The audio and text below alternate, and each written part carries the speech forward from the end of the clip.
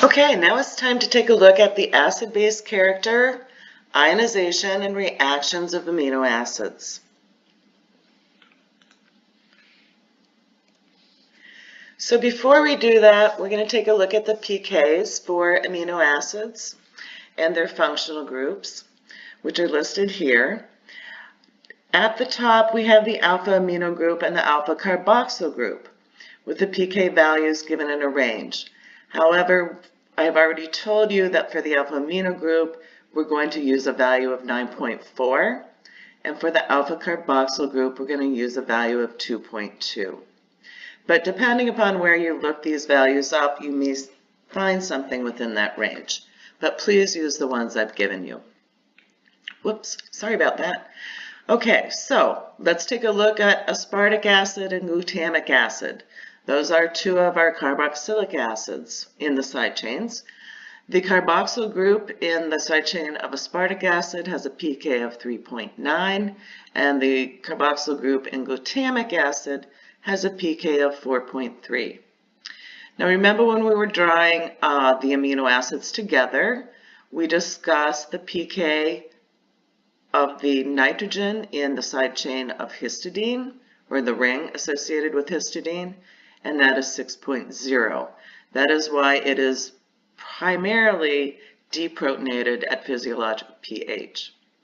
Cysteine has that sulfhydryl group. Remember that is something like an hydroxyl group. It is ionizable as well, and its pK is 8.3. The phenolic group in tyrosine, 10.1. The epsilon amino group in lysine, its side chain, 10.5. And the guanidino group of arginine, 12.5. These are values that you need to know. I will not be giving them to you.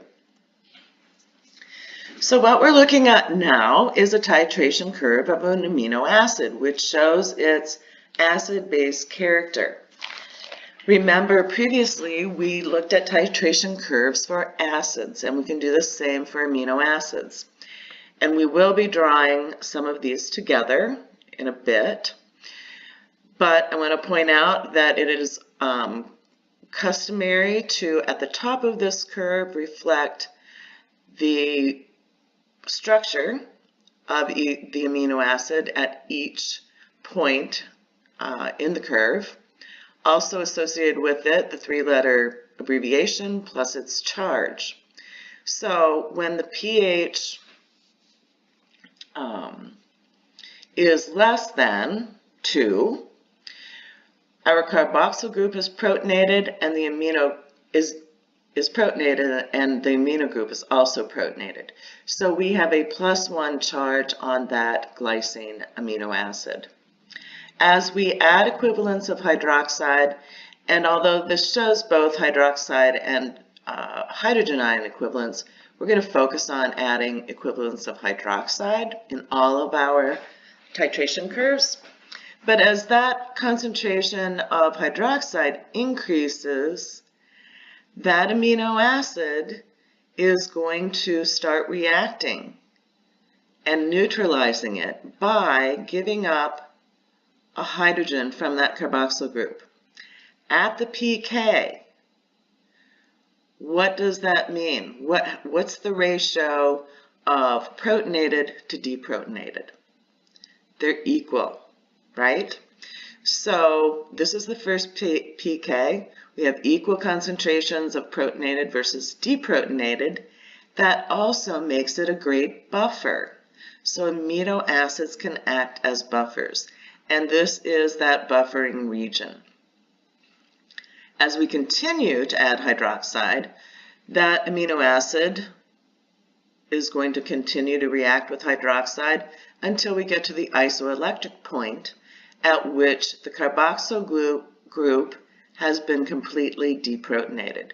So now we have an overall net charge of 0. We've got a negative and a positive charge at the isoelectric point. So we've completely removed those protons.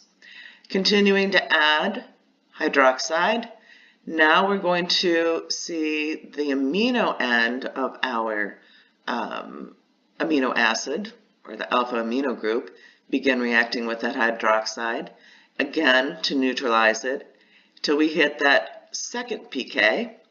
Again, this is 9.4. And so this 2 is a good buffering region. So we have the ability to neutralize both acid and base that are added to this. And then, of course, if we continue that titration, we're going to end up completely deprotonating that alpha amino group, and now we have a negative net charge on our amino acid. So we're going to take a look at some of the reactions of amino acids, 3 important ones at least to begin with. And we are going to look at the carboxyl groups and the amino groups. The carboxyl groups form amides, that's the peptide bond, also esters. We'll look at that later. Amino groups form shift bases, which we'll see later, and also, of course, participate in that peptide bond. A very important reaction occurs between what we call the Edman reagent, or phenyl isothiocyanate. And this is used to identify the alpha amino group of an amino acid or peptide, because in this reaction we form a derivative, and we're just going to call that the PTH derivative, and we will look at this reaction. And this derivative then can be analyzed by other methods to identify that amino acid. There are some side chains that show unique reactivities. Specifically, cysteine residues can form what we call disulfide bonds or sulfide bridges.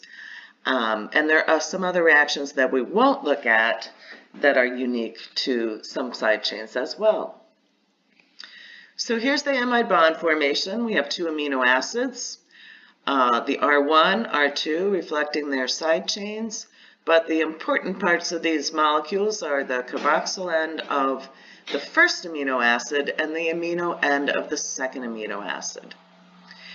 So in this reaction, we are going to lose a molecule of water and form that amide bond.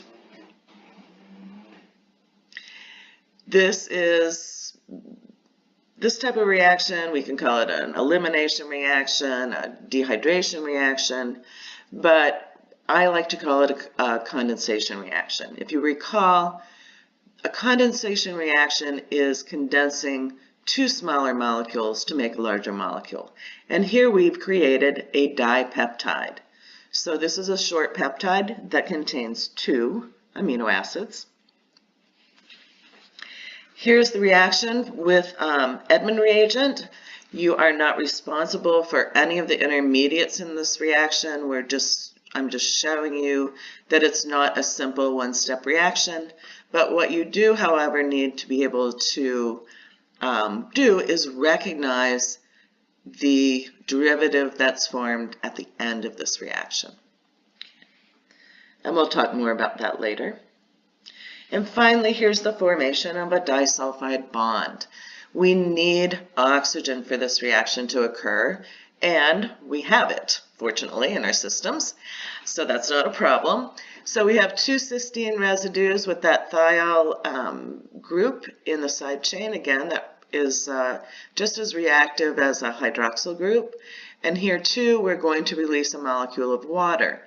The thiol groups are going to donate or lose their hydrogen atoms and react with the oxygen in the system to produce that water, and then we have this disulfide bridge that forms.